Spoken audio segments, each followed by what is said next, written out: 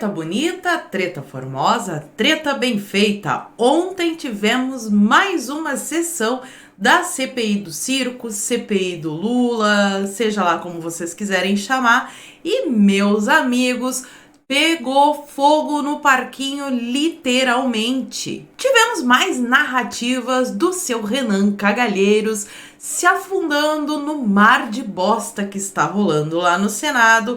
A gente teve novas pistas de o que pode ter motivado os irmãos Pilantra a entrarem nessa treta toda.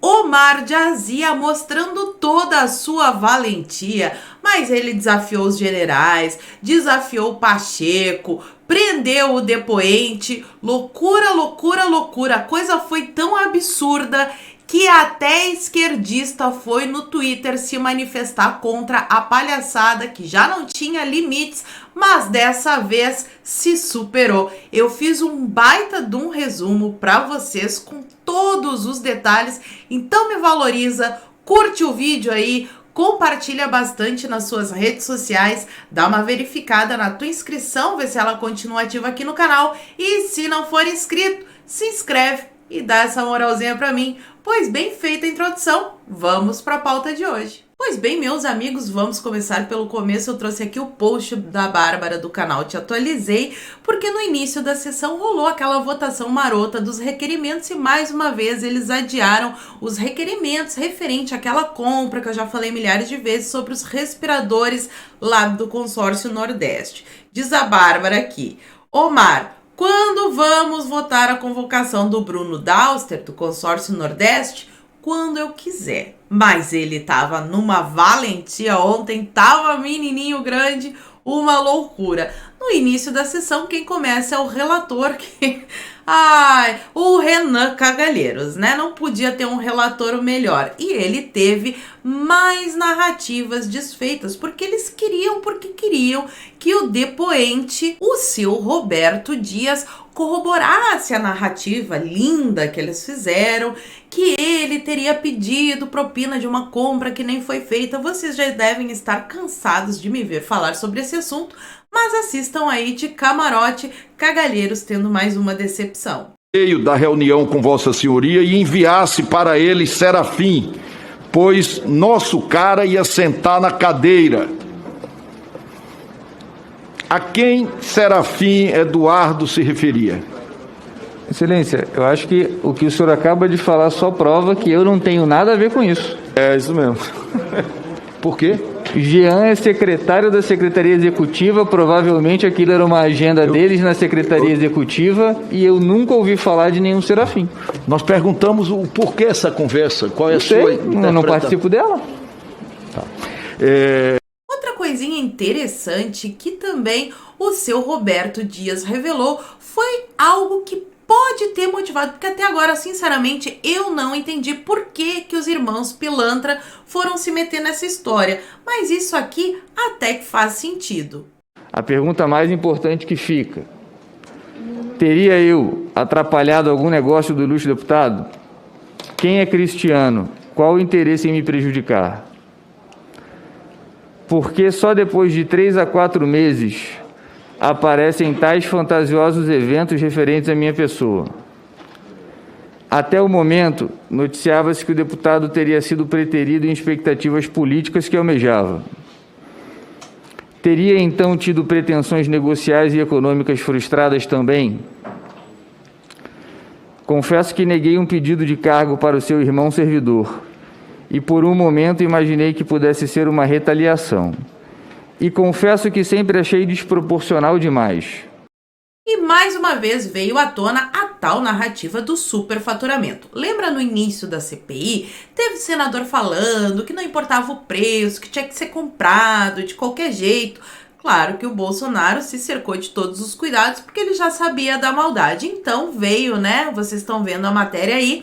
Calheiros exibe documento com proposta inicial mais barata da tal picadinha indiana. E esse documento que o seu Renan Calheiros mostrou foi isso daqui. Ele falando que era uma proposta de venda, de compra e venda, seja lá como for, e o que ele apresentou foi uma memória de reunião. Não teve nenhuma proposta oficial protocolada em valor menor. Este documento, meus amigos, como vocês estão vendo, foi fornecido pelo deputado Luiz Pilantra. E bastaria eles fazerem uma pesquisa rápida na internet para descobrir isso aqui, ó. Picadinha indiana foi vendida por até R$ 220 a dose para clínicas particulares, tá? Preço oficial de venda da farmacêutica Bharat Biotech é de 15 a 20 dólares e quem está dizendo isso é a revista Veja, é a velha mídia que não propaga fake news segundo a galera lá do Congresso. Passemos para a próxima. E aí começou a coisa a ficar mais tensa porque o seu Omar de Azia resolveu bancar uma de valentão e falar que assim estava rolando muita corrupção envolvendo as Forças Armadas.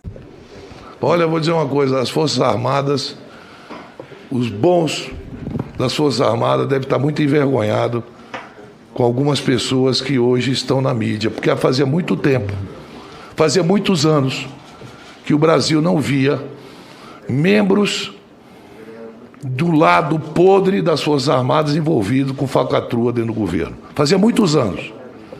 E, aliás, eu não tenho nem notícia disso na época da exceção que teve no Brasil.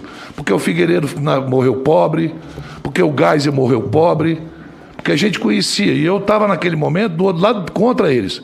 Mas uma coisa que a gente não acusava era de corrupção deles. Mas agora você, Força Aérea Brasileira, Coronel Guerra, Coronel Elcio, General Pazuello, e haja envolvimento de militares. Presidente. Em reação a isso, as nossas Forças Armadas soltaram mais uma nota de repúdio. Sinceramente, pessoal, eu aqui não sei o que eles teriam ou não que fazer, sou só uma comentadora de política no YouTube, tá? Uma reles mortal. Mas esse negócio de nota de repúdio, eu acho que já tá meio manjado. Qual que é a opinião de vocês? Deixa pra mim aqui nos comentários. Vamos ler esta maravilha. O ministro de Estado da Defesa e os comandantes da Marinha, do Brasil, do Exército Brasileiro e da Força Aérea Brasileira repudiam veementemente as declarações do presidente da Comissão Parlamentar de Inquérito, o seu Omar de Azia, ontem, né, no dia 7 de julho de 2021, desrespeitando as Forças Armadas e generalizando esquemas de corrupção. Essa narrativa afastada dos fatos atinge as Forças Armadas de forma vil e leviana, tratando-se de acusação grave, infundada e, sobretudo, irresponsável. A Marinha do Brasil, o Exército Brasileiro e a Força Aérea Brasileira são instituições pertencentes ao povo brasileiro e que gozam de elevada credibilidade junto à sociedade conquistada ao longo dos séculos. Por fim, as Forças Armadas do Brasil, ciosas de se constituírem fator essencial da estabilidade do país, pautam-se pela observância da lei e, acima de tudo, pelo equilíbrio, ponderação e comprometidas desde o início com a pandemia do vírus chinês em preservar e salvar vidas. As Forças Armadas não aceitarão qualquer ataque leviano às instituições que defendam a democracia e a liberdade do povo brasileiro. Não vão aceitar? Vão fazer o quê? Porque o que aconteceu lá ontem, já várias coisas aconteceram. Essa corda na minha cabeça já é um elástico muito esgaçado, mas parece que as Forças Armadas têm uma paciência de Jó e eles só sabem fazer nota de repúdio. O seu Omar de Azia postou o seguinte no Twitter com relação a isso. Estão tentando distorcer minha fala e me intimidar. Mentira, porque a gente só postou o vídeo do que o senhor falou e eu acabei de postar de novo, que é para não dizer que eu tô distorcendo. Não aceitarei. Não ataquei os militares brasileiros. Para mim, ficou parecendo que atacou sim. E depois ficou pior. Vai acompanhando o vídeo aí. Disse que a parte boa do exército deve estar envergonhada com a pequena banda podre que mancha a história das Forças Armadas. Não falou em pequena banda podre, né? Falou em vários militares envolvidos em esquemas imaginários de corrupção, porque prova até agora também não teve.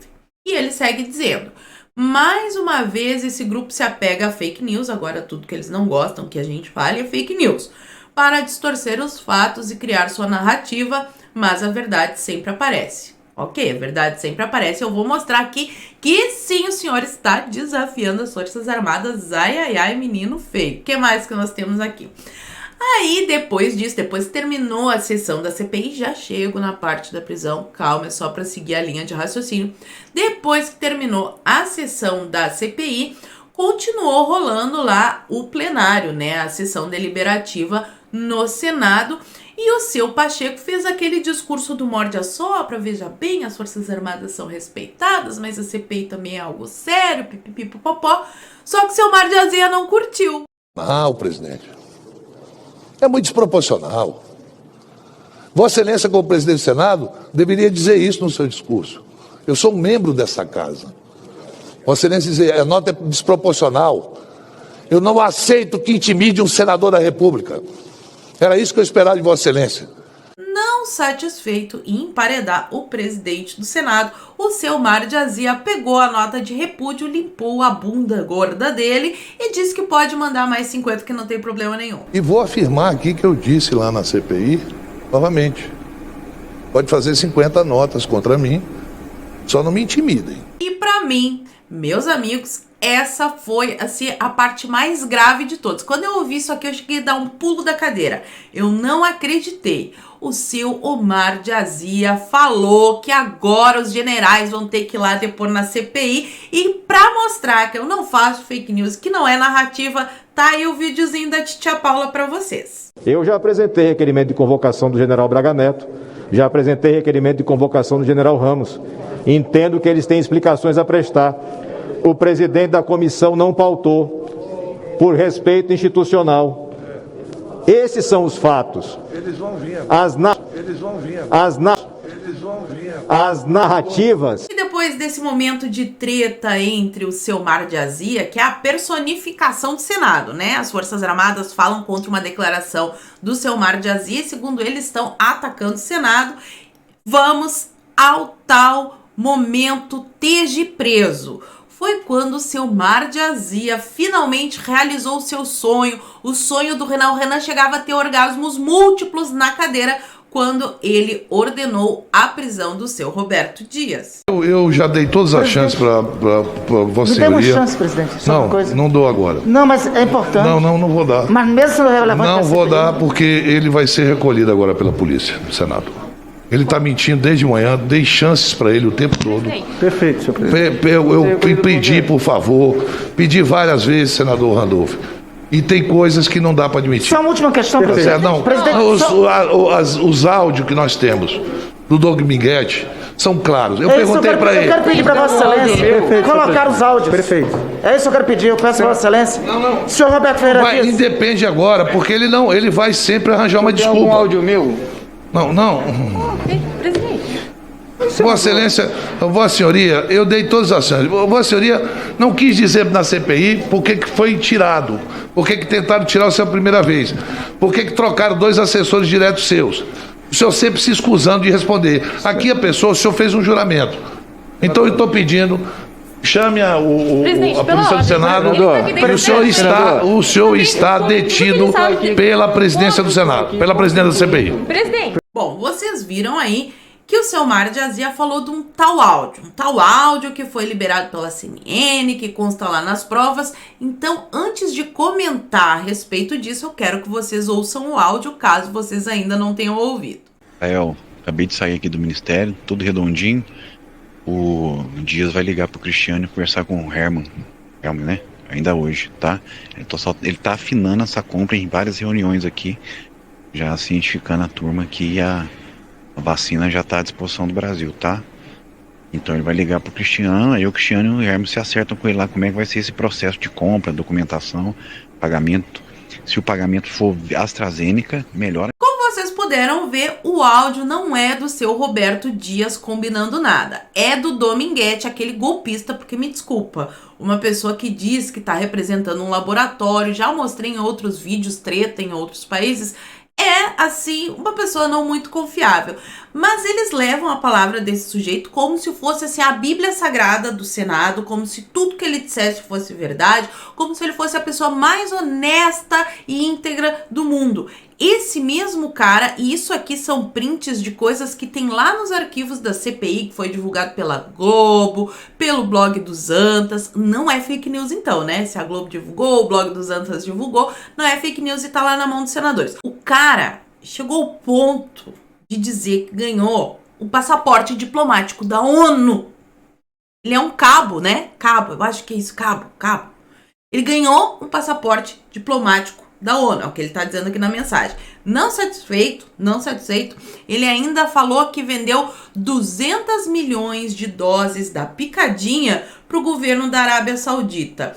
Eu acho que ele mentiu no WhatsApp, mas então, ele mentiu no WhatsApp significa que ele é uma pessoa que costuma mentir no WhatsApp, ou pelo menos que não dá pra acreditar em tudo que ele diz, né? Então, isso não poderia ter motivado. Eu não tô nem aqui defendendo, não sei se o cara é inocente, mas por tudo que apareceu lá, não tem nenhuma prova, nada. A única coisa que a gente tem é a declaração do cara que diz que tem um passaporte diplomático da ONU. Eu não confio, vocês confiam? Deixa pra mim aqui nos comentários.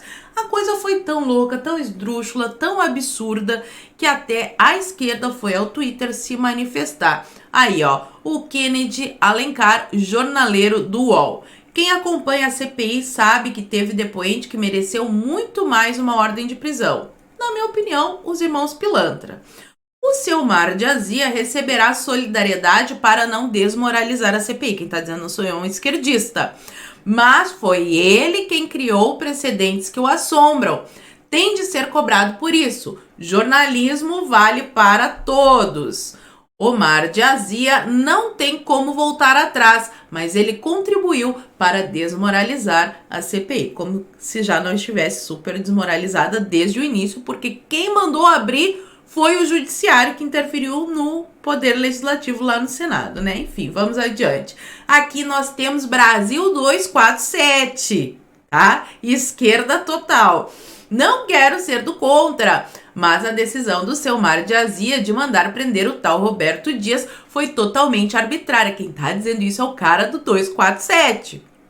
Os áudios do lobista Dominguete não provam nada. Ao contrário, não há áudio do Dias ou prova de que ele tenha pedido $1 por vacina. E até agora, realmente, a palavra do cara que diz que tem o passaporte diplomático da ONU contra o Roberto Dias. Aí fica difícil, né? No mínimo, a gente tem que conceder a dúvida.